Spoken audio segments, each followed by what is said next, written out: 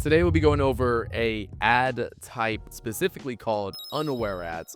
Unaware ads for me have been the, long story short, greatest ads that we've been able to scale, that has the most profitability and the largest market of people we can potentially scale to. So it's always made all of our clients significantly the most amount of money relative to the other ads. And that's purely just because you're appealing to a larger percentage of the population versus something like an aware ad or a product aware ad. Now, the downside of unaware ads are they're extremely hard to crack and they take a lot longer to actually produce versus other ads. Now, in today's video, I'm gonna be basically giving y'all my systems and my processes for unaware ads, kind of the approach I take to help you, one, cut down the time it takes to create an unaware ad, but then also to increase your hit rate on unaware ads to essentially help you, make more money at the end of the day. These are the ads that are behind a lot of our 30, 40, 50K a day Facebook ad clients. And I'm going to show you these exact ads in today's video of how to actually create them and a few different processes around that. With that being said, let's dive into it. So long story short, a lot of amazing results that we've been able to achieve for a variety of different clients over the years. And as mentioned before, unaware ads have been a big part of that. This is one of the first ever unaware ads right here that I've been able to crack. Now, for this particular client right here, we had scaled up to $10,000 a day, hitting like a $40 cost per lead. And when I say scaled up to 10K a day, that's not revenue, that's ad spend. So we scaled up to 10K a day of ad spend and we're hitting like a $40 cost per lead. Our target cost per lead was $35. Then I knew that, hey, we're testing a ton of problemware ads. We've kind of burnt out our audience. The frequency on the 7-day window looks terrible, that we need to essentially appeal to a larger demographic of people here. Now, from there, this is when I went ahead and essentially was like, hey, let's go and start deploying unaware ads because it's going to allow us to reach more people. And the particular product or service that we're promoting in this particular client account is just more unaware relative to some of the other like services and stuff like that that we've marketed before. So I knew we need to go up to an unaware market to help bring down cost per lead, get more people in our funnel, and also so we can spend more. So for this particular client right here, we cracked an unaware ad, allowing us to go to $15,000 a day in ad spend. And not only did it go beyond our target of $35, but we were able to get all the way down to a $28 cost per lead on this particular ad right here. So overall for the account actually did substantially better. Once we cracked an unaware ad, we were able to basically funnel in significantly more people into the business and stuff like that. And we spent a total of $443,000 on this ad. Now, we actually did have to turn it off, not due to performance, but because of this particular industry we're advertising into. A bunch of new legal stuff rolled out, and like this ad wasn't technically saying anything wrong, but just new legal stuff came out and we had to turn it off to follow these new legal guidelines for this particular client right here. So that's literally the only reason why we turned it off. And we actually launched a new version of this ad, but let's just be real here. The new version of the ad, it's starting to gain spin, it's starting to crush and everything, but it just looks a lot more fucking amazing to see $400,000 spent behind one video ad right there. So obviously I don't want to show off the new ad that's exactly the same, but only like 100K spent on it. So let's just dive into this a little bit. First off, most people's ads, they look like this, maybe even like this, where it's just like, boom, here's my product, buy it now. And like, technically you're not wrong when you want to reach like an aware demographic right here, but if you want to move your way all the way up to an unaware market, you get substantially more people. So some intermediate advertisers would go solution aware or problem aware, which again gives you a lot more than like these lower level aware and product aware ads and stuff like that. But like the top 1% elite advertisers, the things they know you don't know is things like unaware ads specifically right here, which again, these are the hardest to sell to and they make the most money. Now, when I say they're the hardest to sell to, I specifically want to say that because, we just have a substantially lower hit rate on these ads. They take a lot more time, a lot more money to produce and stuff like that. But when you crack them, it creates a significant quantum leap in performance in your business and stuff. So that's why people obsess over them. Now, I will typically, for the most part, only go into an unaware level once I already have all of these levels done first. So I want to be very clear on that first. I'm not just going straight to unaware day one. I'm cracking all of these levels and then going up to an unaware ad. Now, we've already kind of talked about these are hard to sell to. It also requires a higher level skill set. Like people who are just getting into Facebook ads, they've never wrote a script before and stuff like that. Like you're just simply not ready for this. This is for more advanced advertisers and stuff who've already been writing a lot of ads and everything. And now you want to kind of challenge your skill set to go to a higher degree. And that's where essentially you want to go to an unaware ad right there. As I already mentioned, they take longer to make. Like I can create like 30 aware ads in like 2 hours. Unaware, I can only create 1 or 2 of those every like 4 to 5 hours because I really take my time to be able to produce a good unaware ad right there. So it just essentially takes substantially more time than any other ads right there. So you'll notice that like if you start getting your creative strategist, your copywriter produce these unaware ads, it's going to take more time. Like they're not gonna be able to produce 40 unaware ads a week, like say for example maybe you're already doing right now with aware ads. Like they might only be able to produce 3 or 4 unaware ads a week. So it just essentially takes significantly more time, more money. They're harder to make. So like this is not an entry-level thing at all. I think it took about 2 weeks to actually produce this one ad right here that we made. It's only a 60-second video to be fair, but like it took about 2 weeks to actually get it perfect between the copywriter, the actual video editor, go stitch everything together, and then like a couple of revisions and stuff, and then launch from there. So what makes an unaware ad different? You know, we got all these other stages, so unaware, problem aware, solution aware, product aware, aware.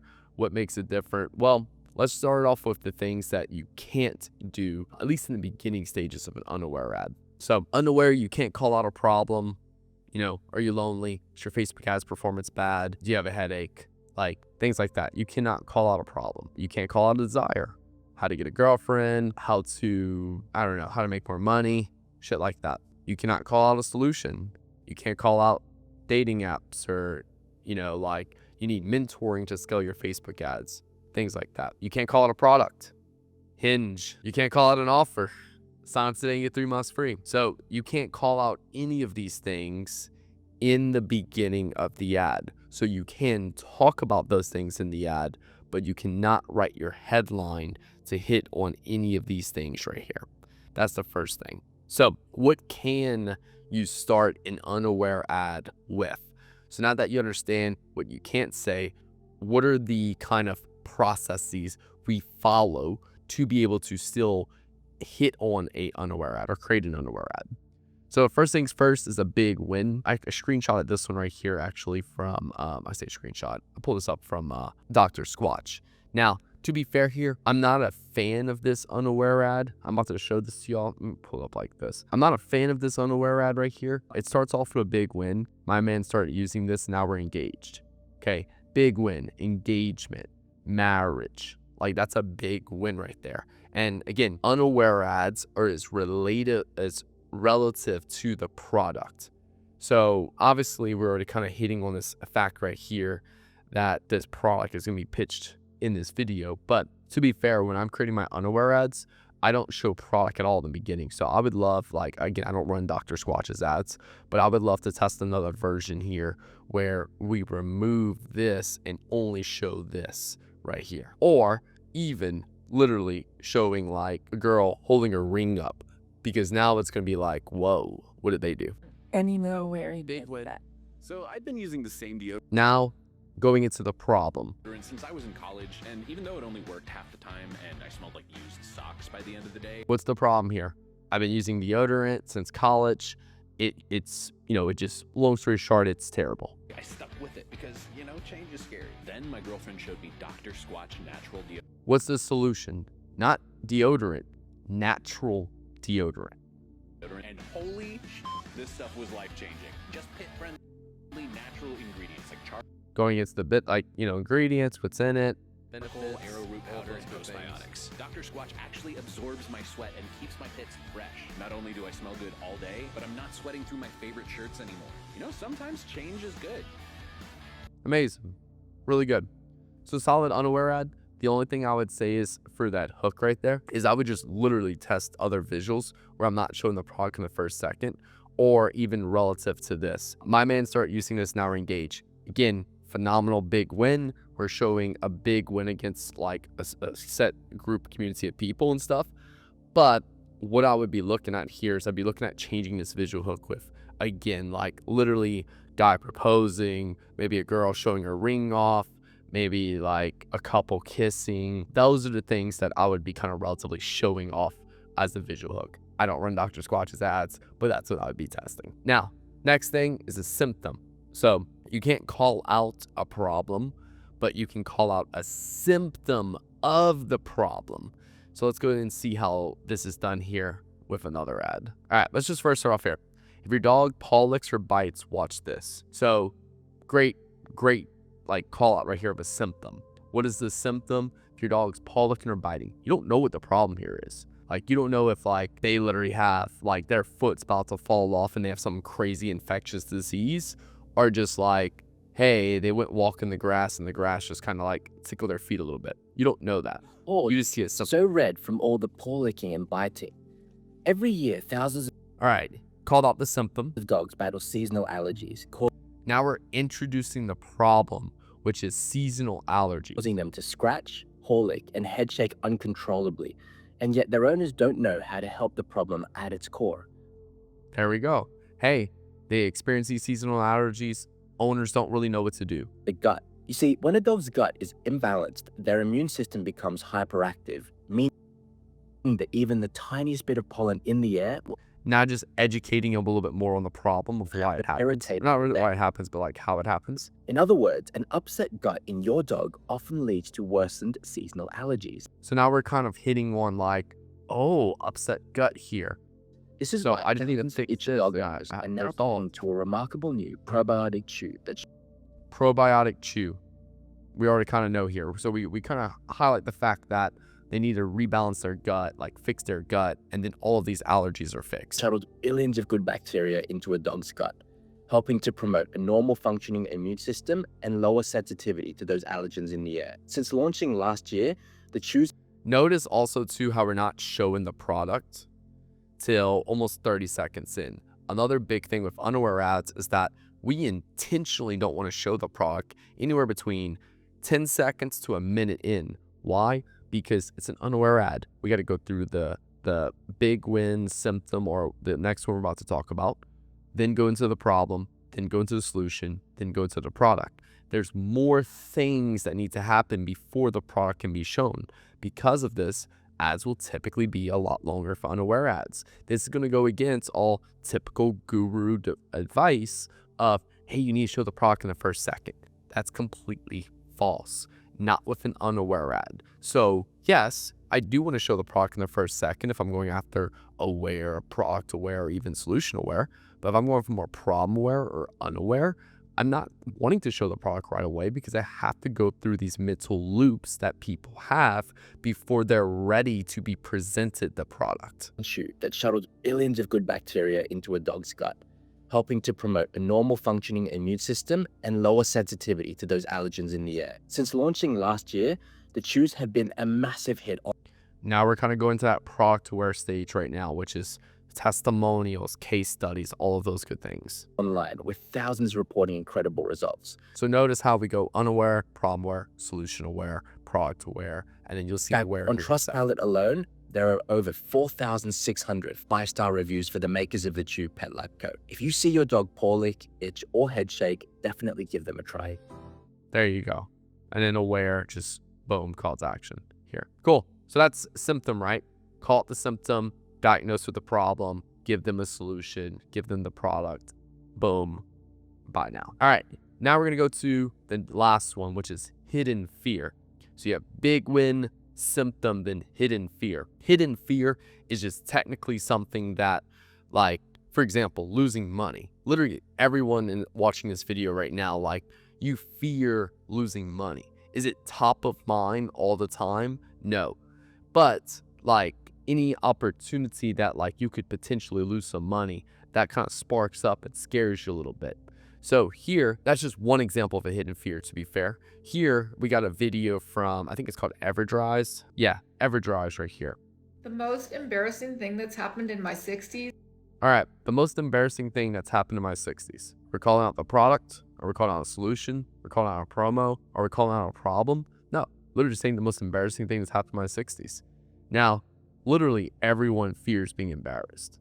Like, this is why a lot of people hate public speaking. This is why a lot of people hate like going to talk to strangers and stuff, because it's like, I don't know what to say and get embarrassed and stuff like that. So the most embarrassing thing that's happened in my 60s, we're just kind of starting off with like a peak, like a hidden fear technically. And then now she's going to tell some type of story here. We don't know what the most embarrassing thing that's happened in her 60s. So now I'm a little bit more curious to actually watch this video. It actually happened a few months ago, and I'm just now recovering from the embarrassment. Let's kind of build up a little more tension around this. This story's a little bit personal, but I was in the fruit aisle picking out a few things for my famous apple pie. Notice the relatability here of this story. Like, grandma, I say 60s, it's not saying grandma, but like, you know, typically in your 60s to 70 years old, like, you're most likely to be a grandma or grandpa, something like that. So grandma going to the store, she's making her apple pie, she's grabbing some fruit, and then what happens next? When suddenly I sneezed. Now, if you have incontinence, you might know where this is going. All right, so I don't really technically like this a little bit, because she says she sneezes, and then she says if you have incontinence, you know where this is going. I would have preferred if it just said like I sneezed and then goes into what happened here. I had a full-on leak, and it wasn't just a little whoopsie. I dropped the apple I was holding and ran to the restroom, and as you can imagine, my underwear were completely soaked. So now she went to fear, she went into the problem of like I sneezed, and like boom, I don't really know the best way to say this, but she used the restroom in her pants. Typically women of older ages struggle a bit with what's called incontinence. Incontinence just means it's harder to control your bladder muscles down there, which technically what will happen is when you do like violent actions like sneezing, for example, those muscles may release, which, you know. And at the time, I was wearing a panty liner, but it just couldn't hold the leak. While looking at the soggy mess I made, I tried to decide if I should cry, laugh, or just hide until the store closed. Eventually, I just threw the panties and the liner in the trash and waddled out of the store, hoping nobody would notice my stained clothes. But why am I So, personal story, starts off with a hidden fear to get people in, goes into sharing this? Because that embarrassing accident taught me a valuable lesson. When it comes to incontinence, having the right protection makes all the difference. Those thin panty liners just don't get the job done. That's why I switched to Everdrise. kind of highlighting the type of solution you need. Like, you can't just use panty liners, you need something thicker for that. They look and feel just like real underwear, but thanks to their ultra-absorbent liner, they simply don't leak. I've been wearing Everdrise for the past 2 months, and they've been nothing short of life-changing. I can finally go about my day with real confidence, knowing that an embarrassing leak will never show through my clothes ever again. So Product aware stage now, really highlighting the product benefits specifically, and like case. if you struggle with leaks like I do, I highly recommend giving them a try. And right now is the perfect time to do so because they're currently 50% off. Aware now, called out the offer. Which means you can get a 5-pack for only $59.95 while they're usually $24.95 a pair. So get yours today at everdrise.com. Boom. Yep. Solid ad. I like it. This ad actually only ran for 13 days, but to be fair, still a good hidden fear right there. So let's move forward now. Now that y'all have seen technically like ads for all 3 ways to open up an unaware market, how do you actually create this? So first things first, for a big win, I like to do the benefit of the benefit. That's my way. So like, let's just take weight loss pills, for example. Let's say I have some pills for weight loss. Well, one of the ingredients in these weight loss pills is cayenne pepper extract, which is like the dominant ingredient in almost every weight loss pill on the marketplace, because what does it do? The performance is what the product does. It increases calorie burning, which the benefit of that is that you lose weight. Now, what is the benefit of the benefit? If you lose weight, what is the benefit of losing weight? Well, there's a lot of benefits, right? You can fit in your favorite clothes again, you look more attractive, you feel more healthy. Like there's just tons of more benefits. You have more energy, like all of these things. So I took one, which is look more attractive. So I look more attractive because I lost weight, because I increased my calorie burning, because I'm taking cayenne pepper extract. So let's go into the next one now. If we take our base hook now, because again, we want to start off with the benefit of the benefit. I have my base hook, which is look more attractive. Then I just kind of spent some time writing out different hooks, and I picked this one. I feel sexier now than I did in my 20s, and all started the moment I tried this. So now I have my hook. We're calling out I feel sexier now than I did in my 20s, because I essentially want to hit on people who want to look more sexy. Yes, want to look more sexy technically could be a desire, but because it's completely unrelated to my product, it makes it more unaware here. So here, we're going to basically call out this big win or hidden fear or technically symptom. Then we're going to go and diagnose them with a problem. Then we're going to introduce a solution, and then boom, boom, boom, so on. So unaware big win. I feel sexier now than I did in my 20s, and all started the moment I tried this. Raising 2 kids has put a toll on my body, adding on a couple extra pounds than I would like. So here we're kind of going after like more of like a problem technically, but we're kind of going into the problem that just like, childbirth, raising these kids and stuff like that, like it just really put a toll on my body, right? Added some extra pounds and stuff. I'm just not that happy anymore. I don't feel sexy, things like that. I want to lose weight, or now like the solution is to lose weight, but like because you're a busy mom, you can't spend a ton of time in the gym. So here's my product, Nick's Amazing Diet Pills, and then Aware for the next 24 hours you get 50% off. So I just plugged all of this into ChatGPT and had it write an ad for me. So I feel sexier now than I did in my 20s. When I slip into a dress, I love the way it hugs my curves. When I catch my reflection in the mirror, I actually smile. And when my husband looks at me, I see the spark in his eyes again. So I was kind of painting that picture right there of looking sexier than ever. But it wasn't always like this. Raising 2 kids took a real toll on my body. The weight crept on, my energy disappeared, and I started hiding in baggy clothes. I didn't feel attractive anymore, and it showed in my marriage. I tried everything, cutting carbs, endless cardio, strict meal plans, and nothing seemed to stick. That's when I found Nick's Amazing Diet Pills. They use a blend of natural ingredients like cayenne pepper extract that usually increase calorie burning instead of feeling like I had to starve myself. My body started working with me. Then weeks, the stubborn fat around my stomach started melting away. I didn't even have to live at the gym. I didn't have to obsess over every bite. The pills helped my body burn more calories on its own. And for the first time in years, the scale started moving in the right direction. The weight came off. My confidence came back. My husband couldn't keep his hands off of me. And right now, for the next 24 hours, you can try them for 50% off. So this was solid. The only thing that I would have added on a little bit more is here. And again, this was just like me plugging into ChatGPT and just popping it out and putting it in here. But the only thing I would have applied a little bit more into here now that I see this is that I would have put on a little bit more that like, hey, like I really need to like lose weight and stuff. Just really kind of hitting on that weight loss factor right there. But overall, good. Now, I also want to show y'all some other alternatives to big wins. So like one way I look at big wins is just simply looking at the benefit of the benefit. But the other way I look at big wins is actually just go and study niches of people or groups of people. So like if I go on TikTok and search up CrossFit and I just sit there and scroll through a bunch of CrossFit reels, I'll start to see like the big wins that people celebrate over and stuff like that. And I'll start writing those things down. If I go and like search entrepreneur, for example, on YouTube, I'll probably watch a bunch of videos of people in like nice houses, driving nice cars, all those good things. I might even see some videos around like entrepreneurs buying Lamborghinis and stuff. I'll start to see and also big wins from what people say, but also too based off what people are like saying in the comments. And then also too, just kind of like the visuals and stuff like that people are using. And I can do this exactly the same thing too as well, going on Reddit. So TikTok, YouTube, and Reddit, those are my favorite places to go to. And then I can also search these things up on social media to make sure it's a win.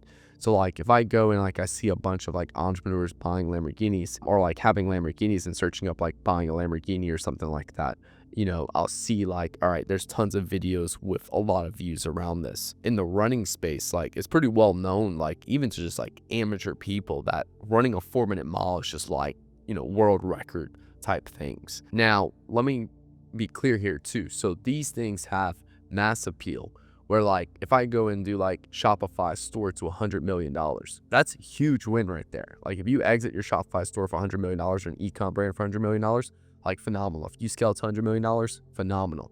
But there's not much views around this.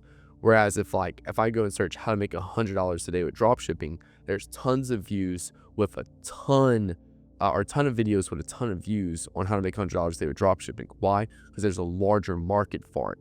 So big wins will also have certain levels of what's called TAM, total addressable markets right there, sizes for each of these big wins. So sometimes you could have an unaware ad for a big win, but because the big win you call out is so small, what'll essentially happen is like it just doesn't do nearly as good as like some of your other ads that are more product aware and aware. So you have to be cognizant right there around some of these big wins that you specifically call out. So now we're going to move over into a symptom, which a symptom is basically where we're going to diagnose people with a problem. My favorite analogy for a symptom unaware market is like when you go to the doctor's office and it's like, hey, I got a sore throat, but I have no clue why. You go to the doctor's office to examine your throat, and then they diagnose you with a problem. Then they give you a solution, which is like a shot, antibiotics, or something like that for that problem you were diagnosed with due to the symptom of a sore throat. So same thing here. So I started off with a dog dental powder. Like this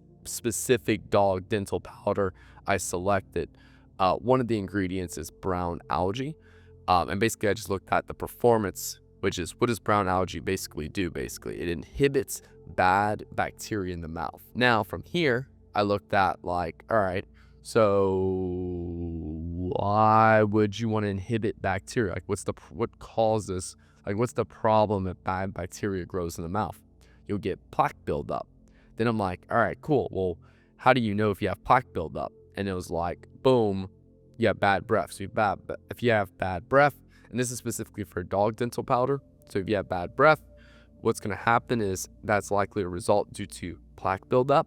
And the best ways to consume brown algae that would inhibit the bad bacteria in the mouth, giving you or your dog fresh breath. So that was like my thought process around that for how I structured that together. Now, the next thing here, we're going to start off with our symptom, right? So the symptom is bad breath. Base hook, does your dog have bad breath? Or like dog has bad breath? So the final hook, spend some time writing. If your dog has bad breath, this could be the most important thing you'll ever watch, okay? Just calling out the symptom and then just highlighting the fact that like, you know, this is what you need to watch here. Here, I put my symptom, then I did the problem, which is plaque buildup. Then I did the solution, which is brown algae to remove bad bacteria. Product, Nick dental powder for dogs, aware. And then here, I just plugged all this in ChatGPT and let ChatGPT go away at it. If your dog has bad breath, it's the most important thing you'll ever watch, because bad breath isn't just a smell problem. It's one of the first signs of dangerous plaque buildup on your dog's teeth. Left untreated, that plaque hardens into tartar, leads to gum disease, painful infections, and even expensive vet bills. So we went from symptom to problem, and then just like, you really need to give a fuck about this problem. But now, here's a simple way to fight back. Nick's dental powder for dogs uses a natural ingredient, brown algae, that works inside your dog's mouth to inhibit harmful bacteria and help break down stubborn plaque and tartar. Just sprinkle in their food, and once a day, you'll notice fresher breath, healthier gums, and a happier pup. And for the next 72 hours, you can get it for 50% off. Again, really good. It goes through that full flow and everything. I would spend a little bit more time on this part right here. Honestly, I'd probably just make this whole video a little bit longer. This is probably about a 30 to 45 second ad. I'd probably make this like 90 seconds to 2 minutes, just so I can really go on each point, because part of an unaware ad is also to making people believe that their dog has this issue that they need to go get sorted out. So this is pretty much our flow right here. We didn't do big win or hidden fear. We actually did symptom. So we did a symptom, we diagnosed the problem, we introduced solution, went through that product to our stage, and then went to the offer stage. Something else I want to hit on here is that different symptoms have different market sizes. So for example here, dog lick and paw has substantially more search volume than dog itch and ear. That means there's more people that has the issue of the dog lick and paw than itching ear. Both of these are signs, seasonal allergies within the dog. And it's also cool because you'll see dog licking paw will have various different times of the year where it increases and decreases in size. That's also going to increase and decrease Facebook ad performance because there's just substantially more people searching at different times of the year where it's a lot more urgent of an issue versus other times of the year.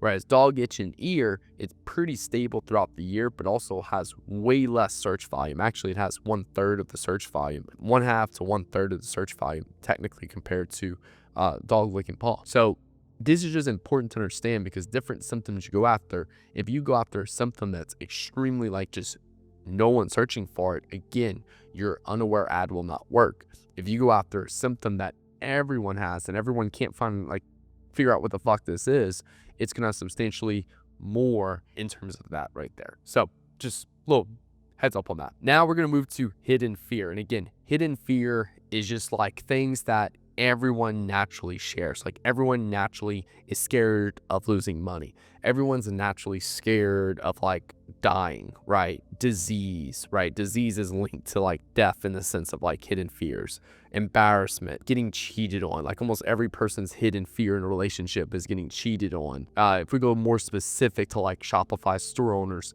e-com space, like everyone's scared of chargebacks. Everyone who runs Facebook ads is just scared of just randomly getting their Facebook ad account shutting down, especially too like if you're starting to scale and stuff like that. So all of these are hidden fears.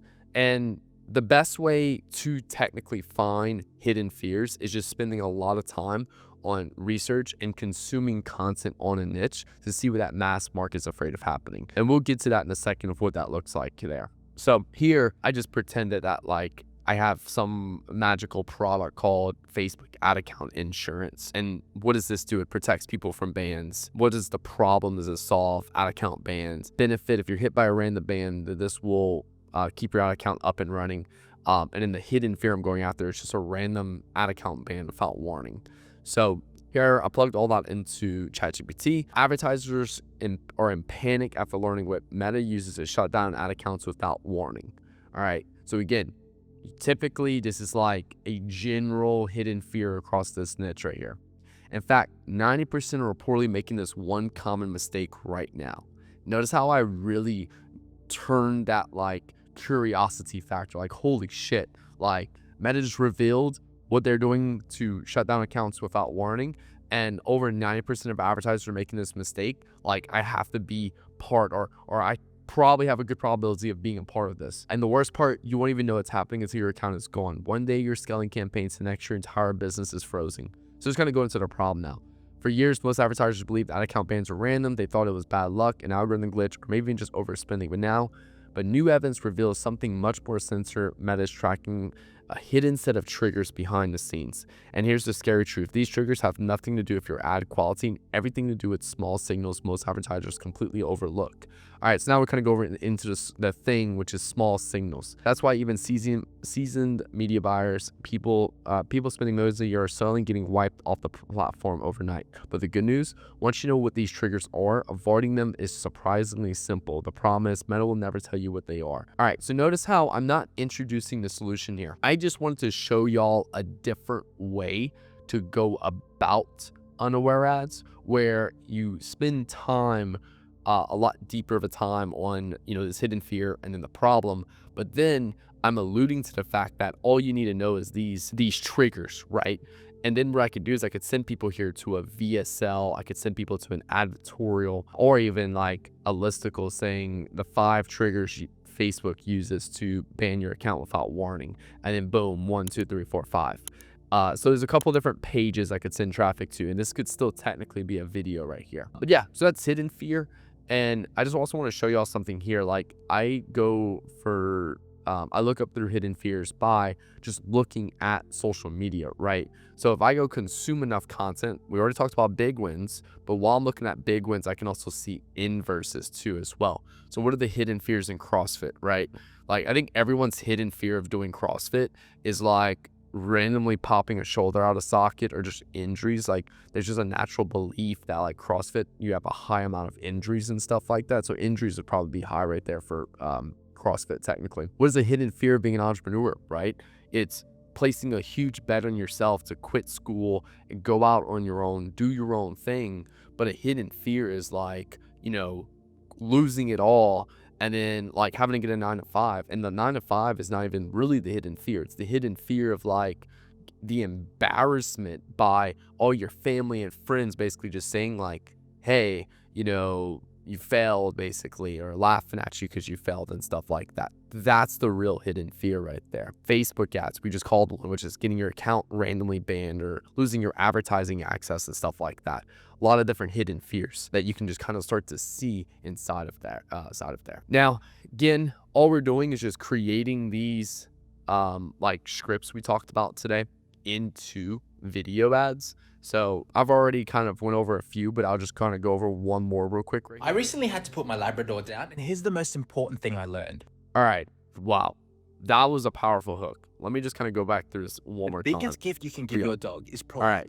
So first off right here, not only are we calling out if your dog is slowing down even a little, watch this, we're calling out a symptom. They're also calling out a hidden fear right here. To put my Labrador down, and here's the most important thing I learned. I just recently had to put my dog down, and here's the most important thing I learned. Hidden fear. Everyone who has a dog, like your hidden fears, like the day your dog dies and like, or you have to put him down or something like that. Like there's just a ton of like heartbreak around that you just like dread. Cause it's going to happen one day, but it's just a hidden fear right now. The biggest gift you can give your dog is proactively fortifying their joints early on in their life. All right. Or, kind of going into everything. We already kind of talked about how all this works, but long story short, this script right here would be what the person says, and it would, mash up a bunch of like B-roll and stuff on top of that right there. So that's basically how that works. Now, I do want to talk about landing pages real quick, because not all the time will we use a landing page, but I do like using landing pages. And let me actually duplicate this as well right here, because this will be both, right? So we'll do a video ad. Like if we're going after an unaware market, we'll do a couple different things. Let me actually duplicate this as well. Photo ad with really long primary text. All right. So this is like a kind of like a technically a couple different ways you could go about an unaware ad, more from like the actual executions perspective. So you could do like a really long, I say really long, anywhere between 30 seconds to, an hour long, right? But typically to me, like 30 seconds to about 2 to 3 minutes, unaware video ad to a product page. I've seen success with that. Something recently I'm also been seeing really good success with is a photo ad, where the photo does really good job at catching attention. And then we're just doing a really long primary text and then sending people to a product page. I've seen success with that. I've also seen people do a photo ad to a landing page, that landing page being an advertorial or a VSL, and then we'll send people to a product page. I've seen success with that. I've also seen success with a video ad to a landing page. So like the video ad will be 30 seconds to 2 minutes long, and then the landing page will be an advertorial, literally going over the exact same things in that video ad, but we just make the script longer. Instead of 2 minutes long, it'd be like 10 minutes long, and it'd be like a 5 to 10 minute long read right there, to a product page right there. So I just want to give you that example right there. So here's like a video right here to an advertorial, then to a product page right here. Here's another example right here where they do a photo ad to a advertorial right here, then to a product page right there. So like I would essentially test all 4 of these and just see which one works best for you before you go into, like just saying, hey, unaware ads don't work for me. I am more bullish on these 2 first to test various different like ways to open up an unaware market before you decide to go ahead into like these, because the landing page or the advertorial just increases the conversion rate, so it just makes them more profitable. But I first like to try to test unaware ads with this first. Now, how do you actually launch these into the Facebook ad account? Obviously, number 1, write your script, which is this right here. Write your script here, hire UGC, or do AI voiceover B-roll. For me, it just depends on what the script is. Some scripts, we have all the footage already, so we can just do an AI voiceover B-roll. Some scripts, we just don't have the content, so we need to go hire a UGC creator. It just depends if we have the content or not. Now, next thing is I like to get 3 videos back from my video editor. It's going to be Like literally all are going to be the same exact script, but each video is going to be a different hook. So our visual hook. So all 3 of these videos are exactly the same, but the visual hook is different. The text hook is the same, the girl's the same. The visual hook is the only thing different, but the rest of the video is identical to each other. So here's another example. We're using a different visual hook. Here's another example, another visual hook.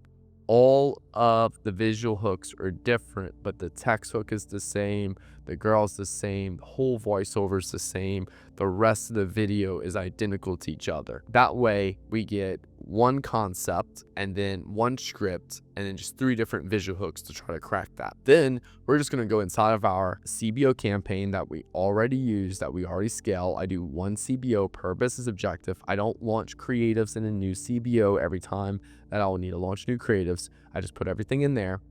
Then I add the creatives into that ad set. So create my new ad set. I launch my new ads. Here I have 6 ads. To be fair, this was like an aware ad right here. I launched for this particular campaign, but like, you know, typically for like unaware ads, like any ads, typically it's 3 ads starting off, and then I'll create more, you know, down the line. But I'm launching in, generally speaking, 3 ads. And then I'm creating a new ad set if I want to do some iterations or variations on it, where I'll create anywhere between 3 to 40 on that. So now here, I'm going to run that for 7 days. If it gains majority spin and lowers overall CPA for that campaign within the first 24 to 48 hours, awesome, you won. Keep scaling that motherfucker up. If it gains majority spin and hurts overall CPA for the campaign, so like you launch an unaware ad, it takes overall spin, but everything is horrible, then I'm basically going to turn that off, and I'm just going to sit there and come up with a few different ideas that I can do to tweak that video or photo or landing page, whatever, to, you know, improve it, and then go ahead and relaunch it. Now, if it doesn't gain any spin at all, like only spends a couple dollars a day, basically what you're calling out in the beginning, text hook, for example, the text hook right here, this whole visual hook, like the first 5-6 seconds of this video, basically, if it doesn't gain any spin, all of that collectively together, you're basically just highlighting something that people do not give a fuck about. If people don't give a fuck about it, they're not going to engage with it. If they don't engage with it, Facebook's not going to spin on it. Very, very simple to understand. Now here, step 7, if you're crushing it, you're doing good, scale budget. I increase by 20% a day based off yesterday's performance. Or if Facebook's very volatile, I'll look at the last 3-day average, or even 7-day average, just to see which one's more consistent right there. And I'll just keep scaling by that from there. Now, just a couple last words real quick. As mentioned before, unaware ads are extremely difficult. They're hard to crack. They take a lot of time, a lot more energy, a lot more effort versus your other ads.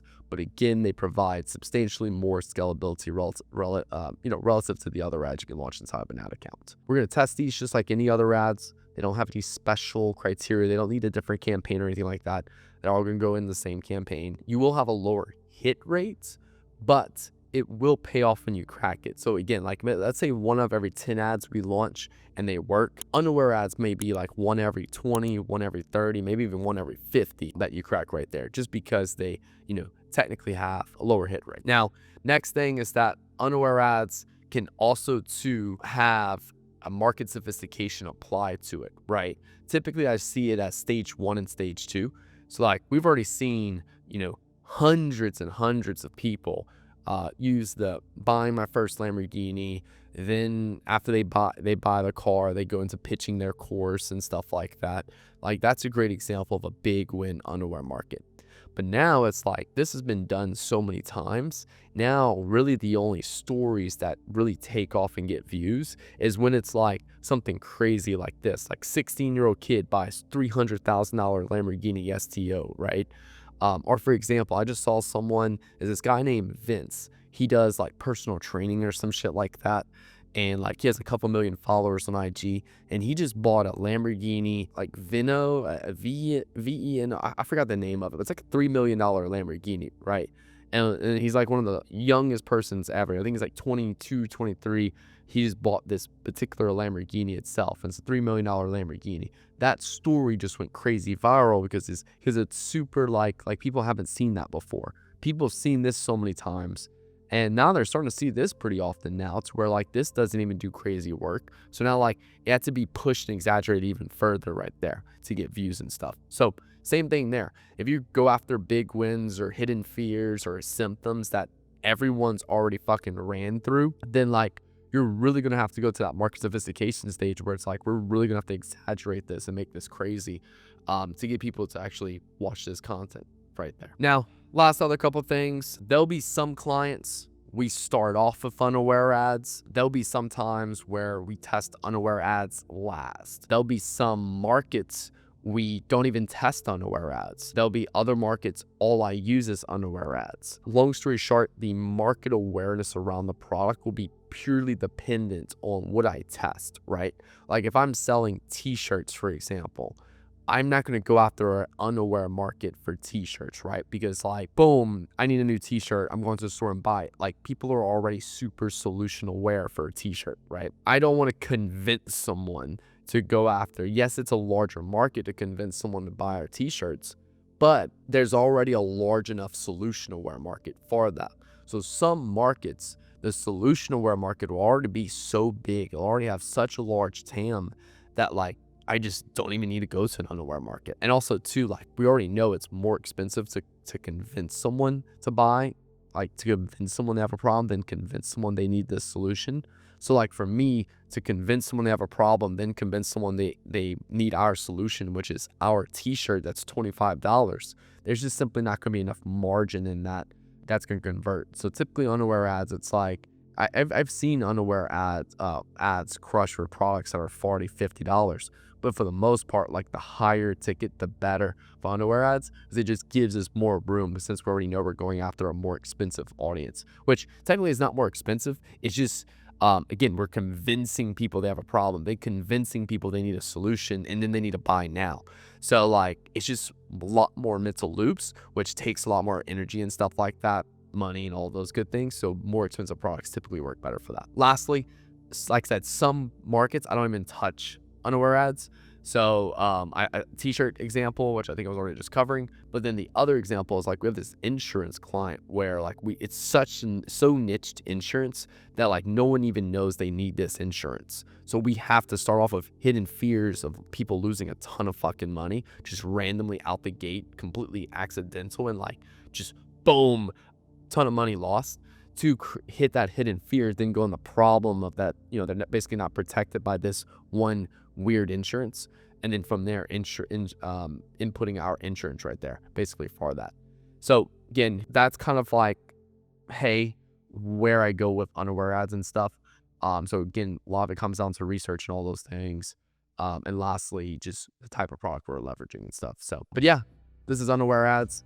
Hope you guys enjoyed this training. Hit the like button below if you enjoyed this video. Hit that subscribe button for new videos every Monday, Wednesday, and Friday if you enjoyed this video. And if you want me to basically go and do one-on-one calls with you, review your ad account, and give you tailored feedback specifically to your business to help you scale, click the link below to have Nick Theriot mentor you. And if you are doing over 100K a month, but you're like, hey, Nick, I just want someone to run my Facebook ads, then click the link below to have Nick Theriot run your Facebook ads. We'll open a one-on-one call together, go over your account, and give you the next steps of what you should take to help you scale further from there, doing it with us. So thank you for watching. Hope you have a good rest of y'all day.